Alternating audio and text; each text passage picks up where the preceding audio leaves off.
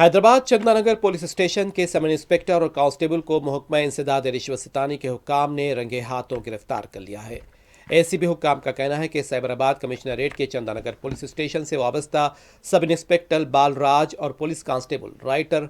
رگھویندر کے خلاف شکایت موصول ہوئی تھی کہ انہوں نے ایک کیس میں سرکاری طور پر انجام دی جانے والی کارروائی کے لیے رشوت طلب کی تھی۔ حکام کا کہنا ہے کہ چندانگر پولیس اسٹیشن میں درج ایک کیس کی تفتیش مکمل کر کے چارج شیٹ داخل کرنے کے لیے شکایت کنندہ سے 75,000 روپے رشوت طلب کی گئی تھی، اور اسی سلسلے میں رنگاریڈی رینج کے اے سی بی حکام نے ٹریپ آپریشن شروع کیا اور اس دوران ایس آئی بی بالراج کو رشوت لیتے ہوئے رنگے ہاتھوں گرفتار کر لیا گیا۔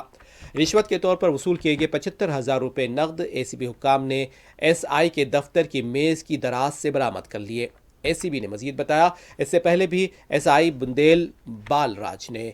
20,000 روپے نقد وصول کیے تھے، جبکہ دوسرے ملزم کانسٹیبل اور رائٹر بی رگھویندر کمار نے 10,000 روپے یو پی آئی کے ذریعے وصول کیے تھے۔